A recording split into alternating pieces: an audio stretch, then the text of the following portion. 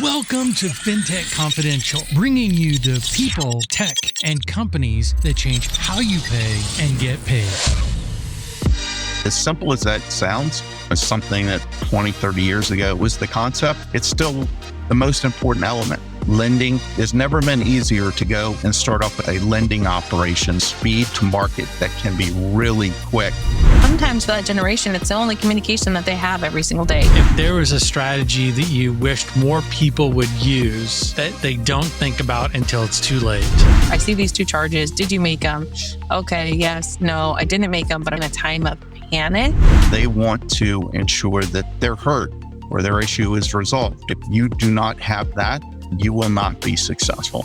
I know how your customers want to be treated, just as I knew how my customers wanted to be treated. How are you thinking about AI for driving empathetic interactions? Here's a quick message from the Accrued series sponsor. As default rates continue to rise and margins compress in lending, financial organizations are searching for solutions to combine that operational efficiency with innovation. Look no further, as LoanPro allows lenders to enhance their origination, servicing, collections, and payments using the foundation of a modern lending core. Check out LoanPro.io to learn more about how over 600 financial organizations have modernized their tech stack with LoanPro. Welcome to Accrued, the Fintech Confidential series presented by LoanPro. In this series, we're deconstructing the complexities of lending and exploring compliance, optimization, modernization, and personalization through insightful conversations with the industry's best. I'm Tedd Huff with guest co-host Jordan Greenberg, who heads up strategic partnerships at LoanPro. We'll be guiding you through this intricate lending world, whether you're deep into lend tech or just intrigued by how technology is reshaping lending. You're in the right place. And now let's dive into another episode of Accrued. Jordan, I am so happy to have you on, man. We normally have Colton here, but we are super excited to have you here, and especially because we have one of your partners on the show as well. Thanks, Ted. It's great to be here. And thank you so much, Jay and Aimee, for being with us today. I'm so excited to be working on our partnership together, but even more excited to be having a fun conversation with Ted today about the future of customer success, the future of Alorica and LoanPro together, and what the future looks like. Jay and Aimee, who are today's guests, aren't just those people that talk about customer experience. With Alorica, they actually make it happen. Aimee has built strategies for some of the biggest financial institutions in the world. She's worked with 5 of the top 7 US banks and helped them create customer experience solutions that not only scale, but drive retention and deliver results. So in short, she kind of knows what works and what doesn't, and how to make sure financial institutions keep their customers engaged. Now, Jay has spent his career leading high-performance operations teams. He's worked with the NCO Group, Expert Global Solutions, and now Alorica, making sure that financial institutions run smarter, stay efficient, and handle risk the right way. And he truly understands the balance between compliance, customer experience, and operational excellence.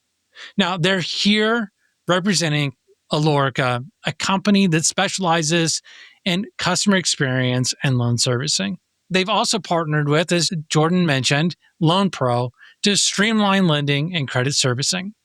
By combining LoanPro's lending platform with Alorica's expertise in loan processing, they're making it easier for banks, lenders, fintechs to manage their portfolios and stay ahead of the compliance monster. Not only that, but they're keeping customers happy all in one place. So instead of me keeping talking about this, let's go ahead and break it down. And Jordan, I'd love for you to kick it off and just give us a brief overview of what this partnership looks, feels, tastes, and smells like with Alorica.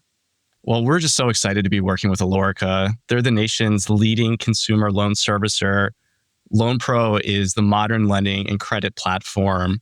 And we've now introduced an all-in-one solution that allows for more efficient and personalized lending and credit servicing, marking a pivotal moment in the financial industry.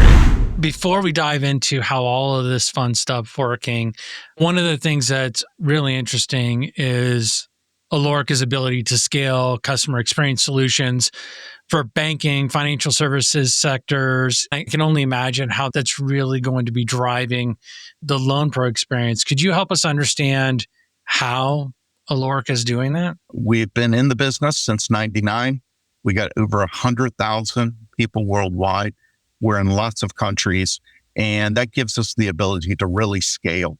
And to do a customized solution, we approach our business in that way. Aimee, we know that loyalty risk is at an all-time high. How is Alorica thinking about standing out and providing personalized solutions that can differentiate your customers in a competitive ecosystem? Appreciate you guys having us here. Glad to be a part of the conversation today.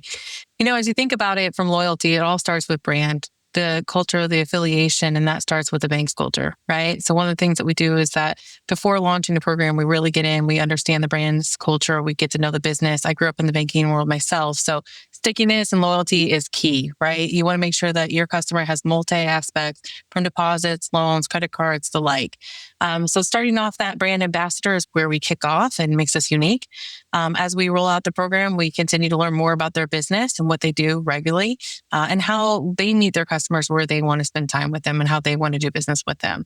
So it's really key to align on that out front, out of the gate, and then be able to pick off where they take off. So if you ask many of our agents here at Alorica today, right, who do you work for? A lot of times they're not saying Alorica, they're actually saying that bank's brand name. And that builds the loyalty and the brand ambassadors that we have supporting those customers today. Not every company can build out their own technology team. Not every company can build out their own marketing team. A lot of companies have to leverage and outsource. I gave you guys a little bit of a brief intro, but I want you to kind of look over the entirety of your career and what was your most significant lesson that you seem to use on nearly a daily basis when working with your clients? It took me a second, but then it immediately dawned on me. Late 90s, and we were growing so fast, we could not hire everyone fast enough. I was challenged with finding folks to outsource. Very early on, very few people that did it. I started doing that and then kind of stumbled into a couple of years getting the opportunity to actually go start a company with a couple others. One of the things that I said at the very beginning when we got our first client was that, we're cut from the same cloth and that I know how your customers want to be treated, just as I knew how my customers wanted to be treated back then. And so that still today is a really big part of, when I talk to our operations teams, how we approach our business. It's crazy how when we look back to where we started and how we felt when we were going through something, how we felt when we were trying to work through something, and the experience that we had to get through that, how it changes how we look at things. Aimee, what was that aha moment, I'll call it, for you that changed the way that you look at the strategy of ensuring great customer experience happens? I started in the credit union space and then moved into the regional banking space. And believe it or not, it just talks about the evolvement of how things move. At that time, I had a 24-hour by 7-day-a-week branch network, several of them across Tampa Bay. And if you can imagine, customers walking in day and night, didn't matter what time, that wanted to be serviced. And it's all about what I mentioned earlier, meeting them where they are. Right.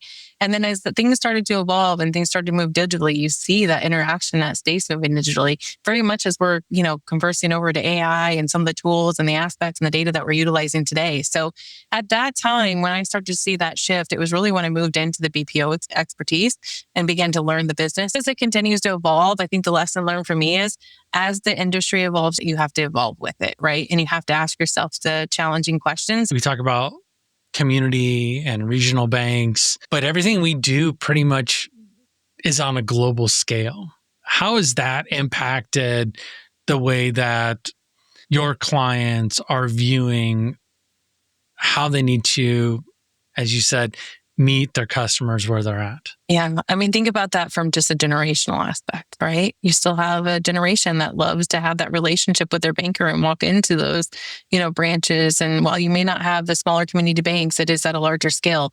And so those banks have to understand how to fortify that relationship, have agents, have people readily available to take those calls, be empathetic, talk with them, right? How is your day going? How are things going? And sometimes for that generation, it's the only communication that they have every single day. So you want to make that a great experience. And then on the other side of the spectrum, right, we have some of the younger generation that's just like, hey, I just want to go on the app and I want to do what I need to do and get out. Jay, what would you say is the most overlooked but impactful thing that's going on in the market today? You hear a lot of people talking about AI, digital, and that is all very, very important. I think the impactful thing that we're seeing, and LoanPro is helping us harness this opportunity in the loan servicing, is that you do have a lot of smart folks going out and starting lending. It's never been easier to go and start up a lending operation. And folks may think, oh, well, wait a second, there's a lot of regulation and that's true. But back in the day where you had the big banks or the lenders, today, they're no longer having to go and build the infrastructure to actually do the lending and execute upon that speed to market that can be really quick with goings with, a group like ourselves with SST and with the power of LoanPro platform that we're on. Aimee, not meaning to put you on the spot here, but if there was a strategy that you wished more people would use that they don't think about until it's too late, what would it be, especially when we're talking around a customer experience, especially around lending? I think using data is a great thing. There's a lot of it out there, but actually diving deep and understanding how it is impacting the customer. But so much of it just gets pushed to the wayside. I was sitting actually in our Philippine center just last week and listened to some side-by-sides. It's like they had signed up for a product and they got the loan through a retail provider. And then now they're calling in to actually modify that loan or work through the payment structure and things like that. And there were some gaps. And I think there's some opportunities for companies to take that insight, listen to calls, listen to voice of the customer, look at that data and say, hey, where are we breaking down and where can we make it easier to do business? I think it's every episode we talk about it in some way, shape, or form. As we talk about the experience, we talk about the data. Data drives great decisions, but there are a lot of things that are intrinsically non-data specific that we do around developing empathetic interaction strategies, because the data doesn't always tell the whole story, right? I could not agree more. I think there's so much focus and talk out there, but folks, they want to connect. They want to, in whatever medium it is, they want to ensure that they're heard or their issue is resolved. So we spend a lot of time. We've developed an Alorica Academy. We spend time making sure that they understand empathy, treating customers as they want to be treated. As simple as that sounds, it's something that 20, 30 years ago when I got into it, that was the concept. It's still the most important element. That is a building block that if you do not have that, then everything that you layer on top of it, the digital, the systems, all of those great things, you will not be successful. It's great to hear that the focus is on education of customer behavior, education on the empathetic positioning of those people on the other side. It doesn't happen a lot. A lot of times it's looked at as how fast can I make this interaction be done? How quickly can I solve, I'm going to use air quotes, the problem? And how do I do it most efficiently with a unbelievable amount of disregard for the person's state on the other side? So I truly appreciate you guys taking the time, because when you're getting a loan, you're borrowing money. I don't know about you, but I'm not the biggest fan of borrowing money because that means I got to pay it back. So I'm typically not the most happy when I'm doing that, but maybe somebody is. What other things whether it be a technology approach or overarching strategic approach. How are you seeing that all come together? Yeah, I think that there's a lot of data and insights as we think about some of the surveys that are pushed out. You think about like a customer survey, so a CSAT or an NPS or some of that information that's coming back. I mean, that's how really financial institutions, lenders are evolving in the space, right? Is the product working? Ted, you mentioned it, right? You have individuals that aren't all that familiar with the lending space, or maybe they're told one thing and then when they actually get the bill, they're like, whoa, hold on, this is way off than what I thought. Or think about interest rates and some of those numbers, right?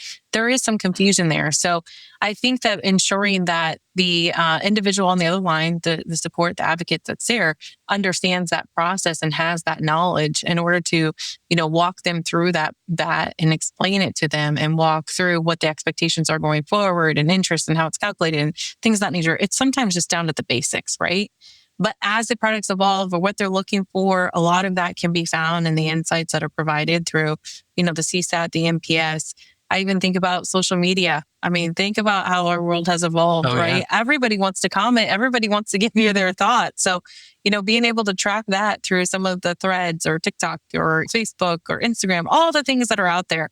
The data evolves. It's available, but I think it goes back to you have to dig into it and really read it, right? And think about it from the individual that's sitting and using the product. I think it's great that you brought up social media, because when we're talking about lending, we talk about alternative sources of data to make decisions, alternative sources of data to determine how to approach an opportunity for a customer. And I still remember, and I haven't had to do this in a long time, and maybe this is just dating myself, but I still remember getting so frustrated because I couldn't get help with American Airlines or Delta or my internet service provider, whatever it was. And the first place I went to after trying to do customer support is that I would go over to Twitter and we're like, what the F? These guys are jerks. Why can't they solve my problem? What's going on here? Somebody at whatever the company name is, please help me because this is bogus. I use different wording, but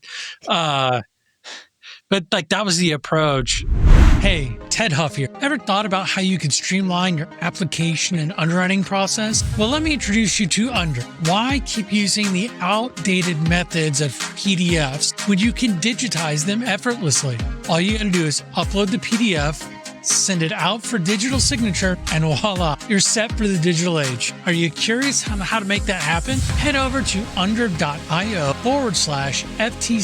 and get started for free. It's really that simple. Help me because this is bogus. I use different wording, but like that was the approach. And I don't see it as much going on in like a outreach of, can you help me?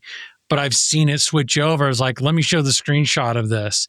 Let me show you what's happened. Hey, let me record the call that I'm on and repost it on TikTok, on Instagram, on Facebook. Like the behavior has gone from a text, I don't like what has happened, to, hey, I don't like what's happened, and I'm going to record it, and I'm going to publish it out to tens of millions, hundreds of millions of people. That's why I think the proactive communication is key, right?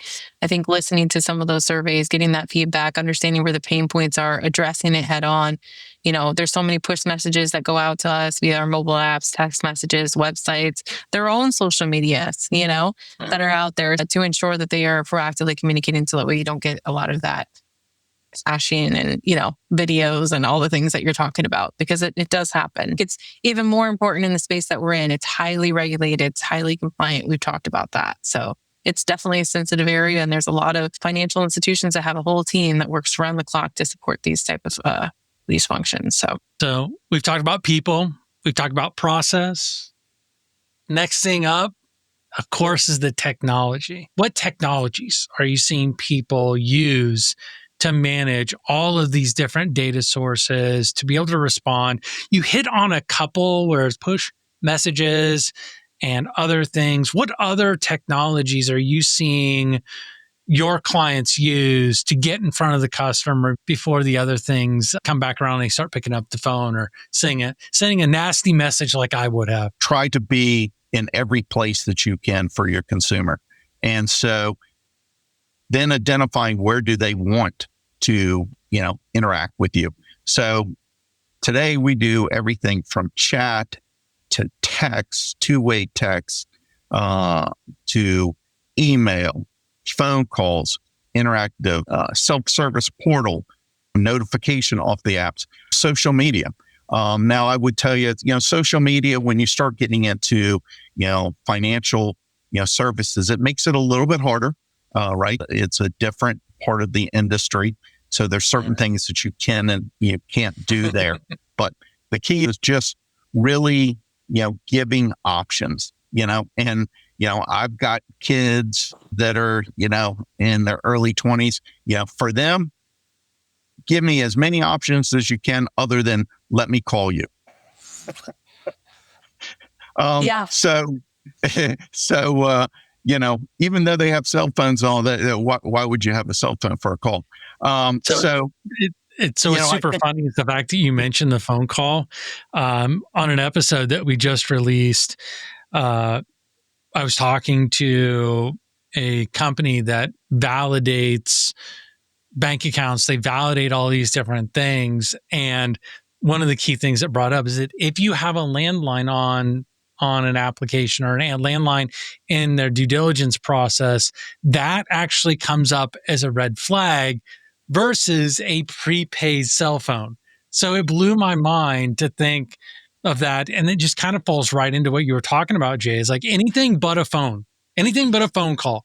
Text me, WhatsApp, Signal, Telegram, whatever, but whatever you do, don't call and talk to me. I just thought that was kind of funny as you're mentioning it. It brought me right back to that same discussion. Yeah, probably. So also streamlining that too, as we think about it, right? Because typically we all know we pick up the phone, we get an IVR, we got to go walk through the prompts. It's, can be frustrating if you can't get to the right place at the right time. So it's something that the financial institutions continue to evolve. As we think about a hot topic, which is fraud, and that's where you get a lot of noise, right? We've recently rolled out a conversational AI tool, which is really awesome. We've received a lot of accolades for Alorica IQ on that. There's a lot of awards out there that can be shown. We got an Alorica IQ website that people can go out and check out. But as you think about picking up the phone, and typically you do have to validate, right? Was that me? Did I make that transaction? Did I purchase it? What is it? We do have a conversational AI tool that jumps in right at the beginning and starts talking with you, having the conversation, meets you where you are. I see these 2 charges. Did you make them? Okay, yes, no, I didn't make them, but I'm going on vacation, but I still need to keep my card available. And so that real-time interaction to be able to make those adjustments, especially in a time of panic, is something that is still evolving and being used today. Because you think about it, right? Like I've got 3 charges on here. They're over $1,000. I'm freaking out. It's debiting my bank account. Now I got to try to chat with somebody, waiting for that interaction to come back and forth. But making that quick phone call, here's what's going on. How are you doing today? Here's what's happening. That is one area that does continue to evolve, is definitely that conversational AI. Everything these days, and I can't remember who it was that alluded to it earlier, or who was the first to mention AI in this conversation. Oh, it was Jay. It was Jay. Jay got the record. I thought it was Jay. He got the record. Congratulations. A Fintech Confidential first.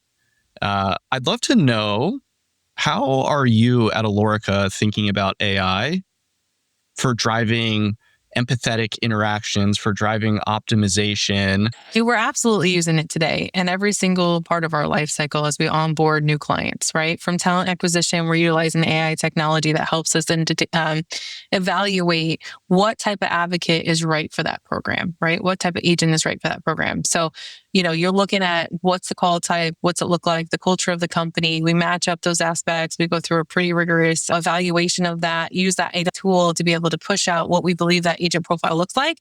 And then as we continue to build that program, we're going back and saying, okay, of our top agents, of our agents that have the highest CSAT, the highest NPS, empathetic, those type of engagements, let's go back and refine that so that way we can bring those agents to the floor, to the support, to be able to provide.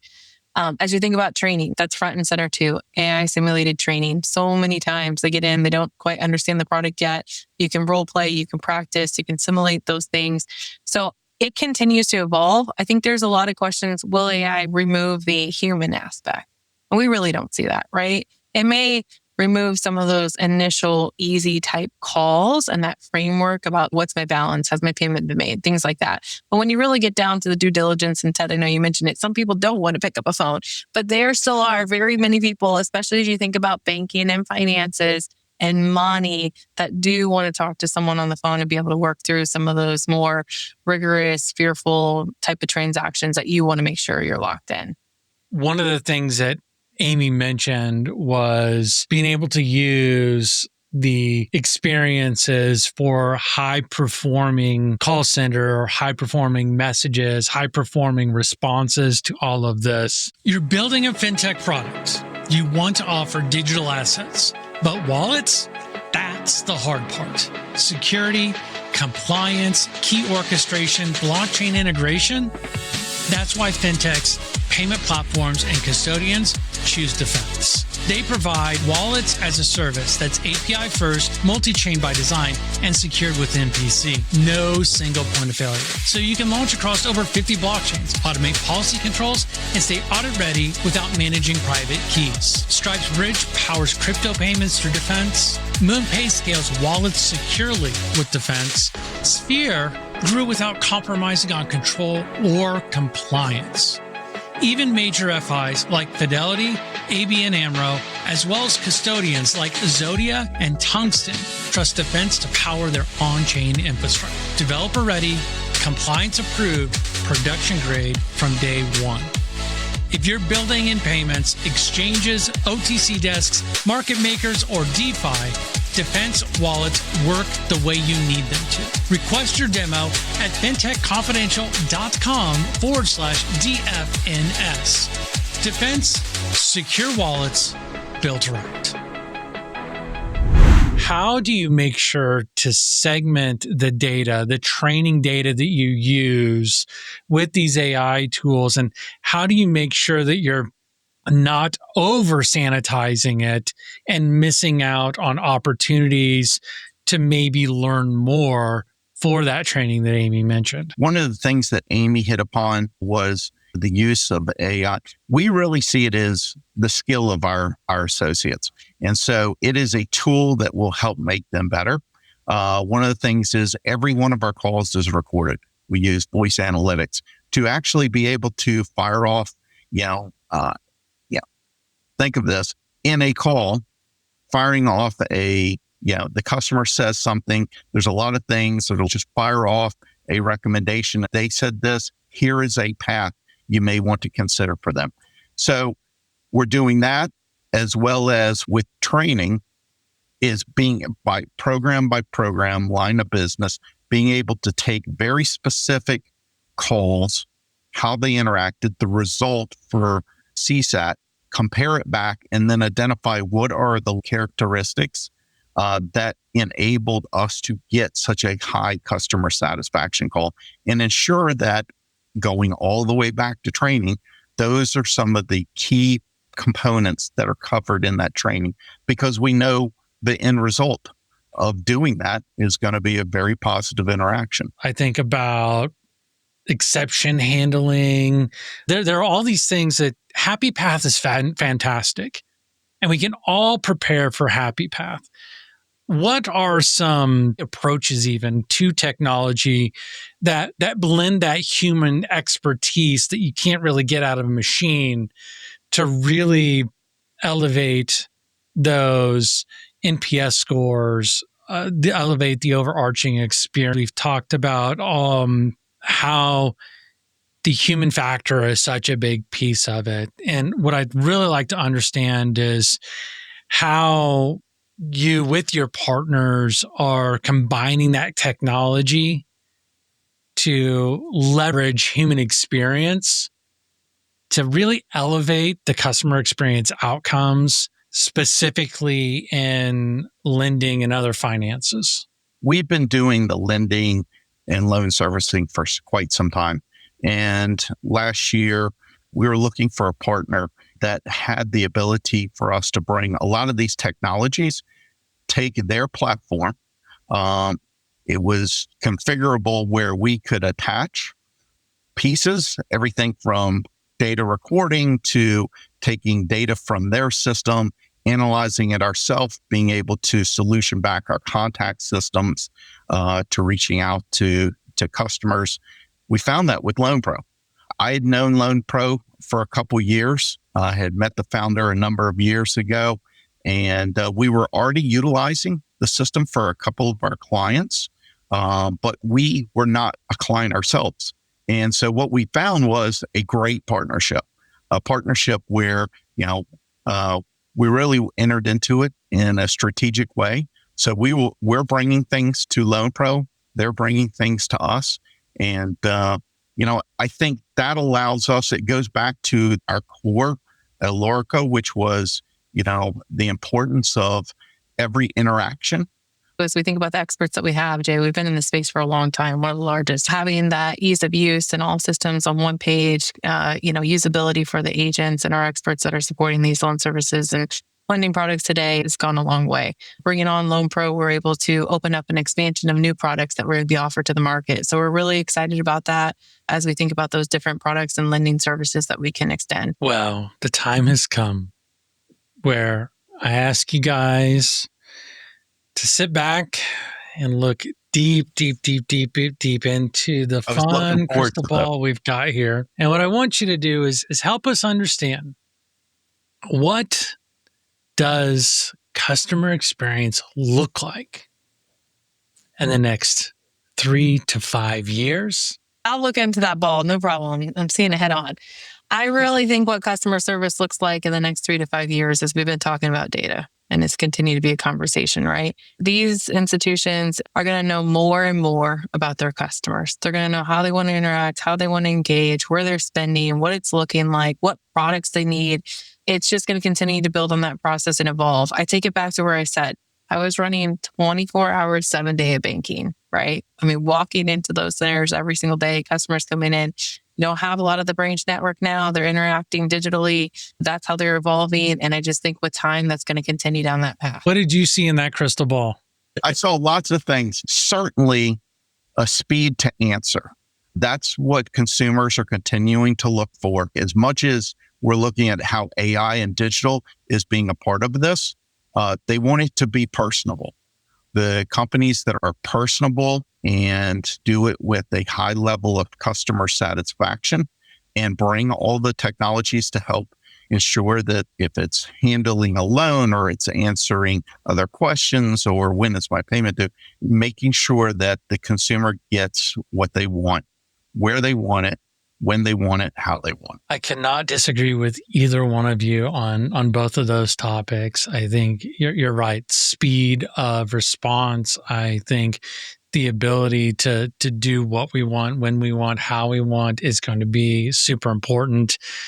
The one thing that I would add is I would like to see, and I foresee this happening, is where it becomes more proactive versus reactive, to where I'm being notified that, hey, this action you took could cause these 3 things. Or I get it today from one of the financial institutions I work with. It's like, hey, you spent a little bit of extra money so far this month than you do every other month.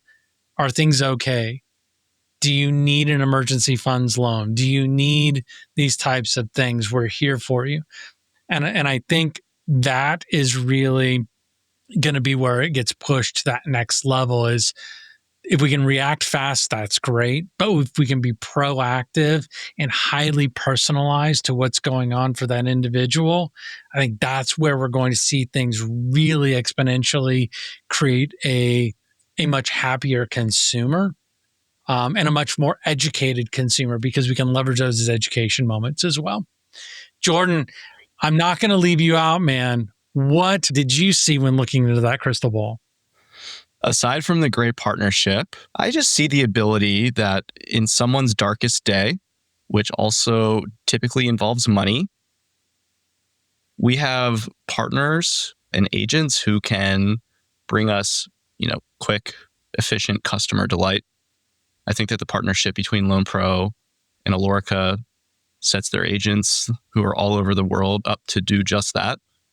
And, I'm excited to be a part of that opportunity. Jordan, thank you for joining me today as my co-host. Aimee, Jay, thank you for sharing your experiences, your knowledge, your perspective to really help us understand where customer experience is going and how you're leveraging that with the LoanPro partnership. So folks, That does it for another episode of Fintech Confidential's Accrued series presented by LoanPro.